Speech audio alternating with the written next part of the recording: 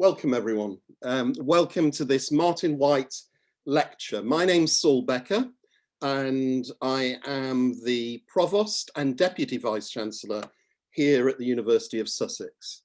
It's a great pleasure to introduce our esteemed Sussex academic and alumna, Professor Gurminder K. Bhambra.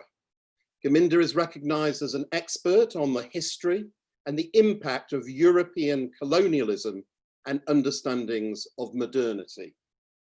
Gurminder's lecture today is on the decolonial project of Europe, from colonial histories to post-colonial reparations. And I'd like to especially welcome Gurminder's parents, Lakbir and Joginder, to today's lecture. I should start though with giving you a brief understanding of the Martin Wight lecture and why we host this lecture every 3 years at Sussex. Martin Wight was a seminal figure in the development of international relations theory in Britain and an influential historian of the political civilization of Europe. He was Professor of History at the University of Sussex from 1962 to 1972. And after his sudden death in 1972, a number of his friends and associates decided to commemorate his name by establishing an endowment for an annual lecture to be given in successive years at Sussex, the London School of Economics, and the Royal Institute for International Affairs, Chatham House, the three institutions with which Martin was most closely connected during the last quarter of a century of his working life. Gurminder Bhambra is Professor of Post-Colonial and Decolonial Studies in the School of Global Studies at Sussex, and she joins over 1,400 leading minds as a Fellow of the British Academy.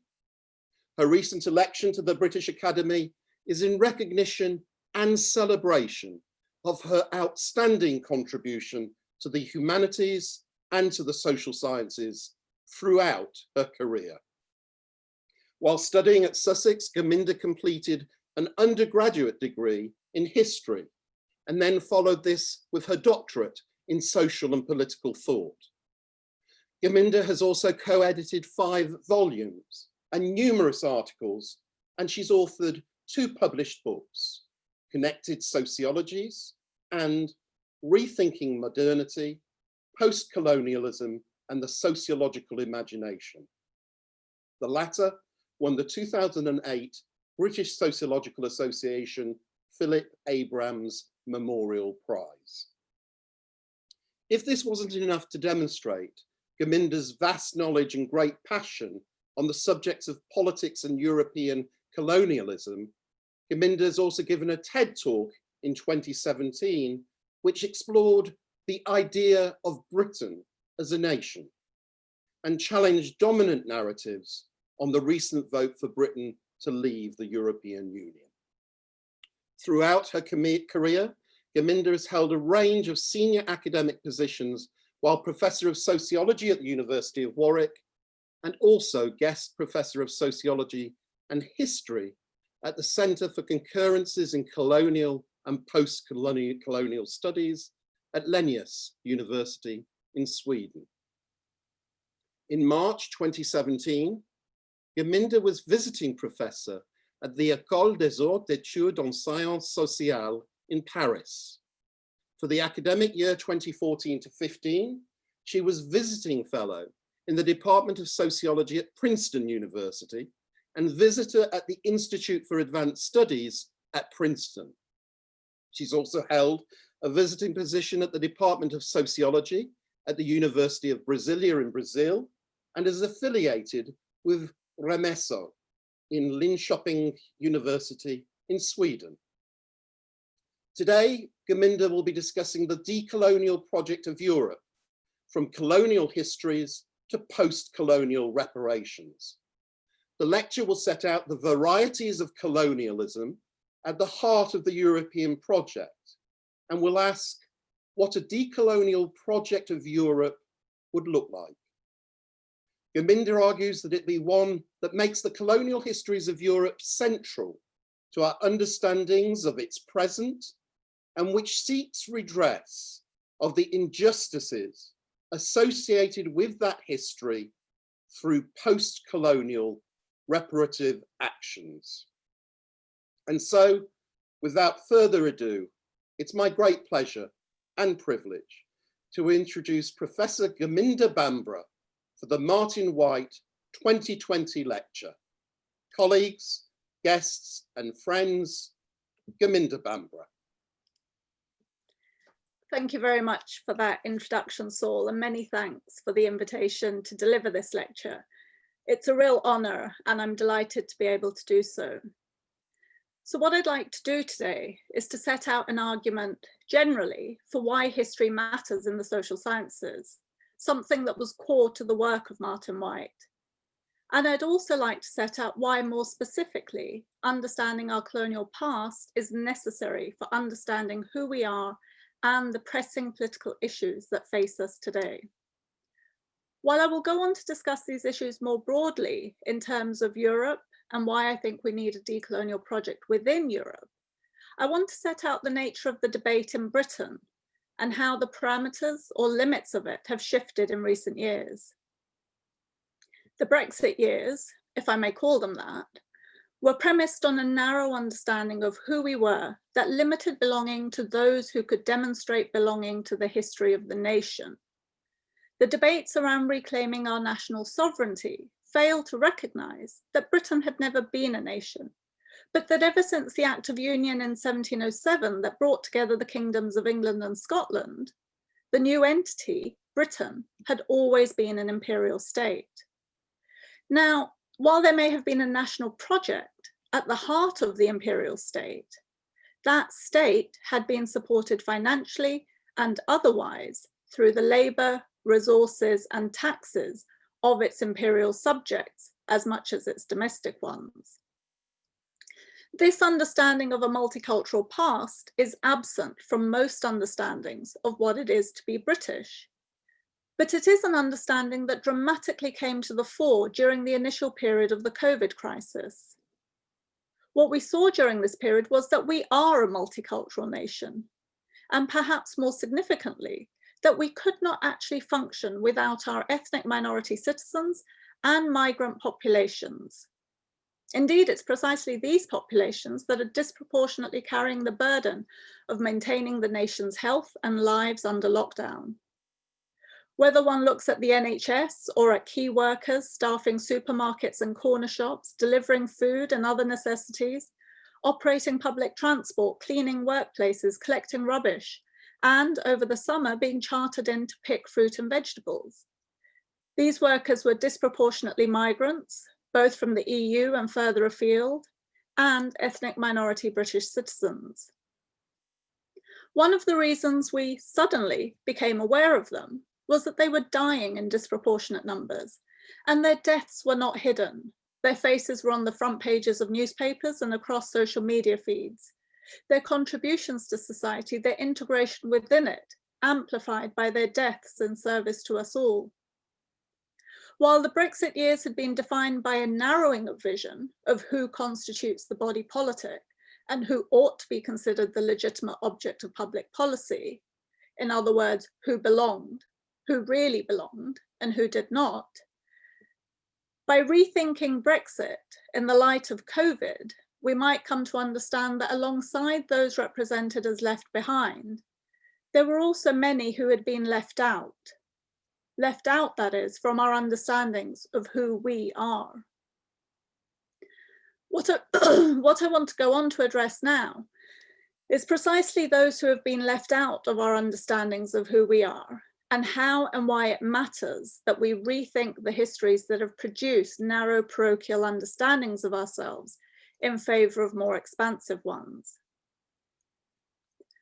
So while much post-colonial analysis has been oriented to the Middle East and South Asia, and decolonial studies are focused on South America, the Caribbean, and to a lesser extent Africa, the one part of the world most in need of such analysis is Europe itself.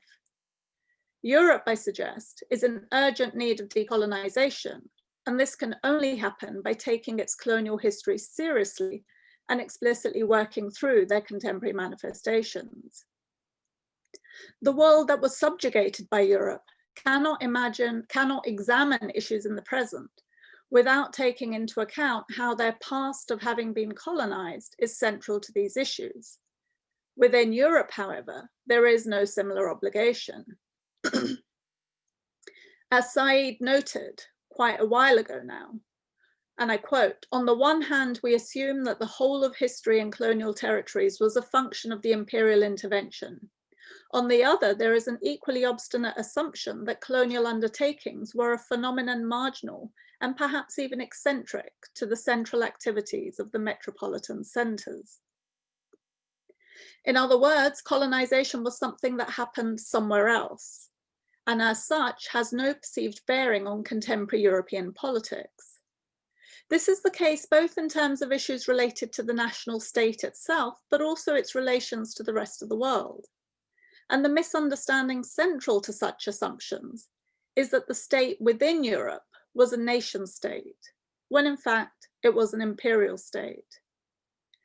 Standard understandings of the state within Europe tend to see the 1648 Treaty of Westphalia as central to the emergence and consolidation of the idea of national sovereignty and the political equality of states. This treaty brought to an end the 30 Years' War between Protestant and Catholic powers in Europe, and it assigned each state exclusive authority within its territorial boundaries. The key issue, however, is that in the subsequent centuries, European states did not simply exercise their sovereignty within the territorial boundaries of the national state. They also exerted power and violence over territories and over populations elsewhere. So sovereignty was only to be respected in relation to other European powers and was not regarded as significant to encounters with peoples and lands beyond Europe. Indeed, as Anthony Anghie argues, the doctrine of sovereignty was itself explicitly a statement of the relation among European powers and allowed the exercise of sovereignty over non-European others as an expression of that sovereignty. This explicitly legitimizes, for Europeans, the terms of an imperialism that would incorporate the non-European world into the ambit of European powers. One of the issues at stake here is that core European states are understood as having a theoretical and conceptual integrity as nation states, and that what happens beyond their borders is not regarded as important to the approaches developed upon reflection of their ostensibly domestic activities. Such accounts rest on the misunderstanding of these states being nations and having empires, instead of more properly understanding them as being imperial states.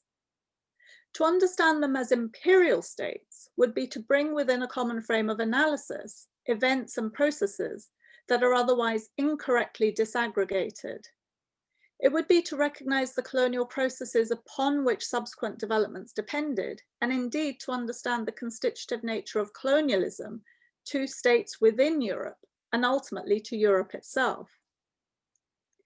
Not to do so is to reproduce an epistemology of separation and rupture that has no basis in historical evidence, and yet does much to perpetuate a politics of division and resentment in the present, as I'll go on to discuss. European colonialism was both a collective and individual endeavour. This is not to suggest that it was the same across the continent, but rather that there were varieties of colonialism which overlapped and intersected over time to create the European colonial project.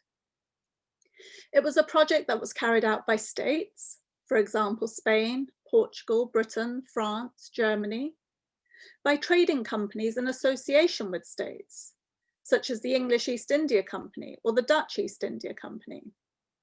It was carried out by heads of state, for example, Leopold, King of the Belgians, and by individuals and communities from populations across Europe, the latter through what 19th century German advocates called immigrationist colonialism. It was also, following the work of P.O. Hansen and Stefan Jonsson, carried out by the project of European Union itself. According to its own narrative, the EU came about as a consequence of sovereign nation states entering peaceful relations with each other and deriving their legitimacy from sovereign peoples expressing their individual rights and freedoms. Such an articulation fails to acknowledge European domination over much of the world through colonialism, dispossession, extraction, appropriation, and enslavement as significant to that history or to its contemporary configuration.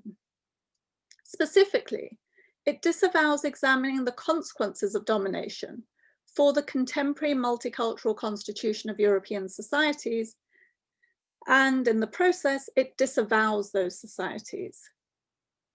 The initial processes of colonization in the New World were undertaken by private companies that were given charters to explore, to seek profits, and to obtain lands, while also making claims for jurisdiction and sovereignty in the name of various European monarchs, as well as the Pope.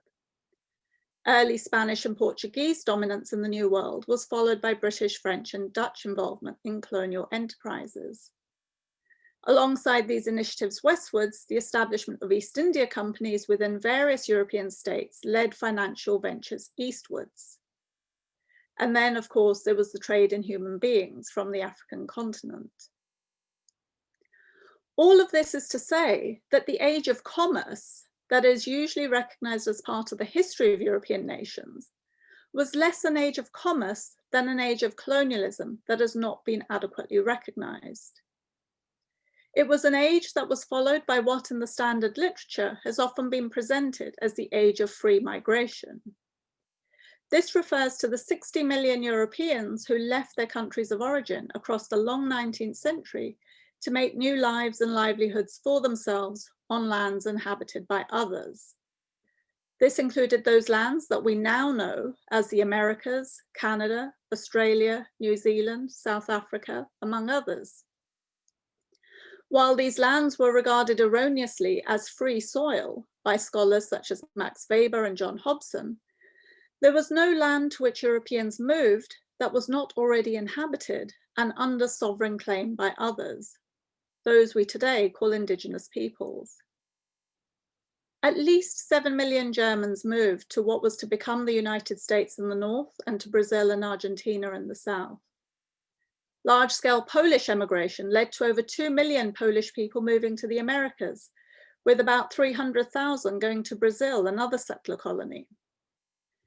2 million subjects of the dual monarchy of Austria-Hungary traveled to the Americas, as did over 8 million Irish people, including 1 million as a consequence of the mid-century famine caused by British colonial rule.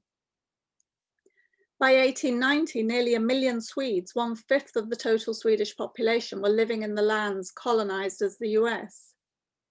And in addition, over 13 million British people moved to white settler colonies across the globe. The official records of European governments in the 19th century underreport the full extent of such emigration because governments made no attempt to secure their borders against their own citizens. As such, the true scale of this movement is likely to be much more extensive. While the idea of Lebensraum was explicitly articulated in Germany in the late 19th century, expansionist policies for land and territory for one's own citizens had been central to the European colonial project for much longer. The perceived necessity of land for one's own population was the driver of a colonial expansion that dispossessed and eliminated populations both across the world and within Europe. Current hostility towards those who seek to come to Europe arises from within these same ideological frames. Within the metropole, this land is considered to be our land and not for sharing with others. Within settler colonies, this land is our land because we took it from others and made it our own. This is generally called progress as, in quotes, lower forms of society are replaced by the, quote, higher form of modern society, just as people are organized into lower and higher races to justify both domination and replacement. I suggest that there is a failure within our standard historical accounts to acknowledge these long-standing colonial connections and the ways in which they were both organized along lines of domination and oppression and hierarchically constructed. This is particularly the case in terms of thinking about the ways in which race comes to define and to provide the justification for the hierarchies and inequalities created through colonialism and which continue to structure both academic and public debates. Such issues are central to questions of legitimacy and related fears of white replacement that are gaining traction across Europe today, not just on the right, but also from figures ostensibly associated with the left. The fundamental assumption in such narratives is that the national patrimony available for distribution is precisely that, national. That is, it is wealth that has been generated through the activities of national citizens over time and whose use and distribution ought to be regulated for the people whose contributions and efforts it represents. For example, Branko Milanovic argues for the necessity of protecting the citizenship premium of nationals against the inward movement of migrants from poorer parts of the world. This is because, he states, rich countries accumulate wealth and transmit it, along with many other advantages, to the next generations of their citizens. He states, and I quote, "We take it as normal that there is a transmission of collectively acquired wealth over generations within the same nation, and for the enjoyment of its national citizens." The failure to acknowledge the colonial histories that have made possible the wealth of European nations is precisely what enables and drives this politics of resentment and division. The violence of imperial rule and colonial settlement disappears from histories of the nation, happening as it does outside the borders of the national state. At the same time, arguments about national sovereignty are used to securitize borders in the present against others who are said to invade. It is this long-standing association between an understanding of one's own citizens and a sense of entitlement to land occupied by others, as well as claims that Europe itself is unable to sustain the presence of others, that aligns colonialism with 20th century fascism, with contemporary European politics. What is needed to combat this is to use Prasenjit Dwara's resonant phrase, to rescue history from the nation. As I've previously argued, standard understandings of European history and its normative claims to cosmopolitanism rarely address those multicultural others who come to constitute European polities through imperial endeavors. European multiculturalism is not a phenomenon of the 1960s, but is rather associated with empire. And as such, European states have been multicultural for as long as they have been imperial. Yet this colonial past does not figure in the deliberations of Europe's intellectuals, as they argue for the idea of cosmopolitanism to animate and finish the European project of enlightenment. For example, Habermas's association of multiculturalism with what he calls post-colonial immigrant societies demonstrates a parochial understanding that limits the post-colonial to those who migrate to Europe and renders invisible the long-standing histories that connect them with Europe. In this way, the issues that reference to the post-colonial signifies are seen as beginning with the migration of peoples into Europe and carried solely by the non-European other. These multicultural others are not seen as constitutive of Europe's own self-understanding, or as legitimate beneficiaries of the post-war social settlement that emerged from its shared and connected histories of colonialism. The question this leads me to which I've always been led to, is why are our histories in common rarely presented as shared histories? And how does the ensuing disaggregation affect the ways in which both contemporary politics is configured and how to respond to the challenges posed? How are we, as academics, scholars, social scientists, and historians, how are we complicit in the variable valuation of lives and experiences? At the very least, in our failure adequately to address the omissions and silences in those discourses and understandings that we know to be inadequate and inaccurate. And what can we do about this? The histories we use as the basis from which to develop our concepts make a difference to the adequacy and efficacy of those concepts.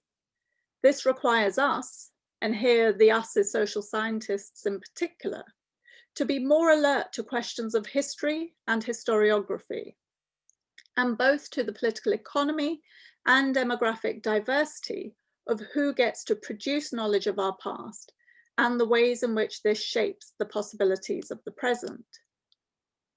In the context of thinking about British history and historiography, Richard Drayton looked at the writing of British imperial history within the golden triangle of London, Cambridge, and Oxford, and argued that this has, for the most part, and I quote, been a patriotic enterprise where the past was ordered in ideological defense of contemporary British expansion.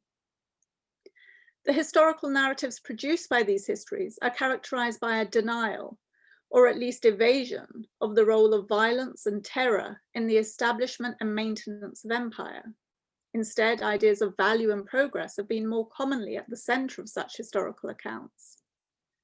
Apart from the recent work by historians such as David Anderson and Caroline Elkins, looking explicitly at the violence perpetrated by the British against the Mau Mau in Kenya, Drayton states that, and I quote again, "One is unable to point to a single historian employed at the Golden Triangle heart of the field who has made British colonial violence or plunder into his or her subject." Indeed, a powerful current in the present is precisely to offer a balance sheet of empire, something that is not done in relation to the German Empire of the 1930s, but is deemed acceptable in relation to the longer British Empire. The decolonization of Europe would require Europe to take its colonial history seriously, and this would require a methodological reconfiguration as much as a substantive one. The problem, as I have suggested, rests in part in the prevalent notion of European states being nation states having empires, instead of more appropriately understanding that what we call nation states were actually imperial states, that is, empires. This is important because within much European scholarship, the question of legitimacy of political rule is primarily discussed in terms of the nation. Since colonization and the establishment of imperial rule over others cannot be legitimized through such a discourse, it is usually evaded as a matter of relevant concern. In this way, scholars believe that it's possible to tell the histories of European states in national terms and to tell the histories of Europe in terms of the aggregation of these national histories. Yet these histories spilled over their retrospectively ascribed boundaries, and not to acknowledge this is also to fail to acknowledge the violence and domination associated with that spillage. The decolonization of Europe will only happen once the colonial histories of Europe are explicitly reckoned with, and Europe itself is understood to have been constituted by those histories in all their variety. The injustices consequent to these histories can further only be adequately addressed through acknowledging the histories that have produced them, as well as the historiographies that have obscured them. Europe is the wealthiest continent on the planet.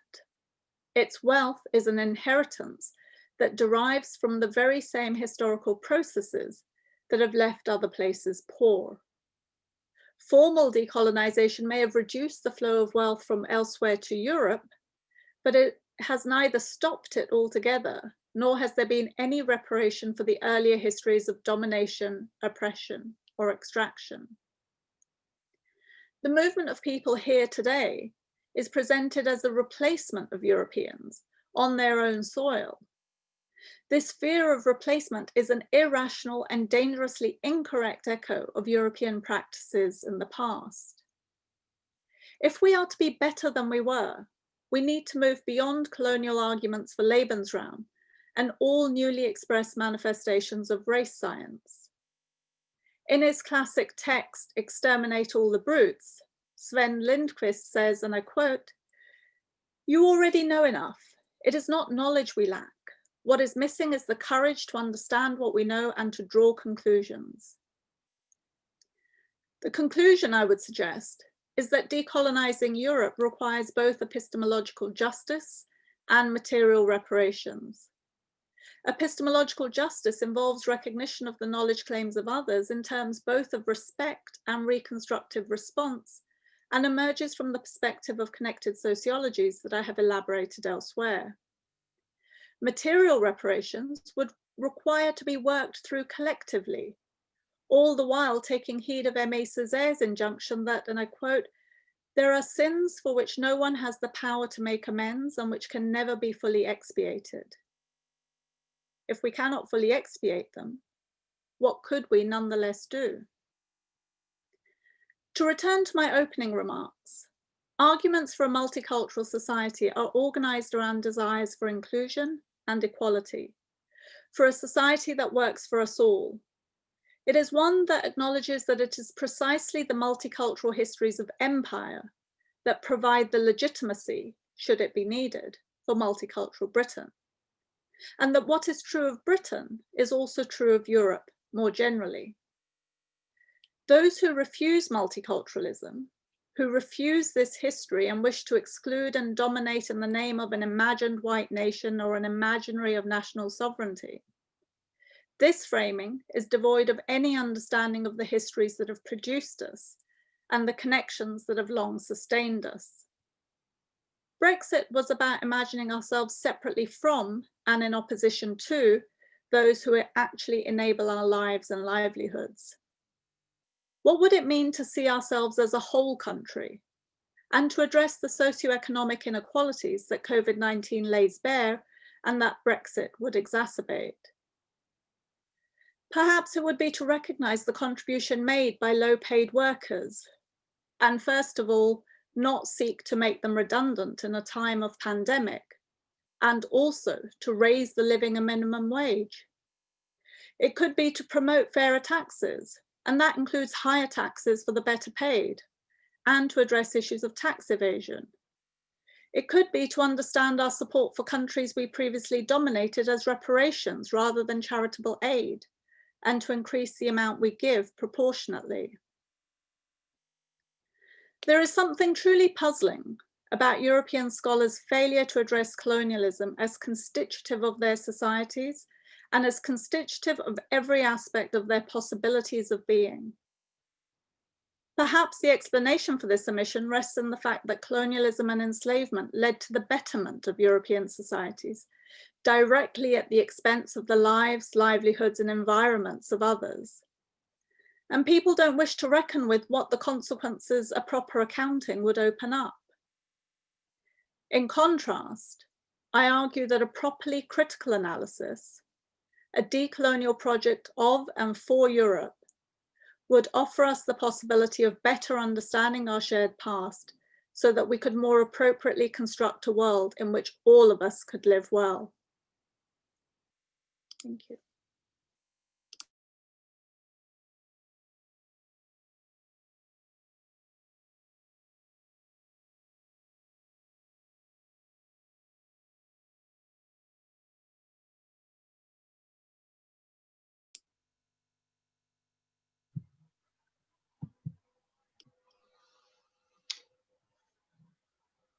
Well, thank you, Gurminder. That was a really wonderful. Right, sorry, my name is Martin Evans and I'm Professor of Modern History at the University of Sussex. Sorry, I was getting carried away there. That was such an exciting and thought-provoking lecture that was eloquently delivered.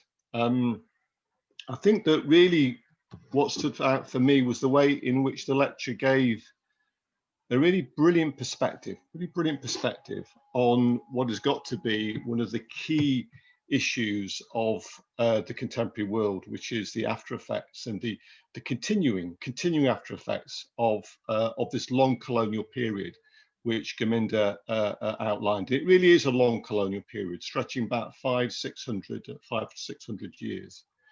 And it's hard to really think how the lecture is of a kind of more pressing contemporary issue than the one that Gurminder has really eloquently explored there. But really for me, there were two issues. I was furiously taking notes all the way through the lecture.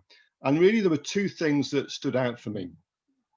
I think really and this might be, you might say I have a vested interest in saying this, but really she underlined why history matters. In a sense, the way in which she contextualized this long colonial period and its continuing long after effects.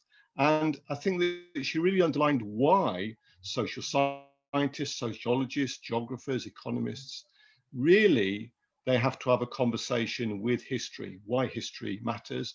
And these are difficult histories, edgy histories, difficult conversations that have huge implications for us as human beings for now and for the future. So that first thing, really, why history matters.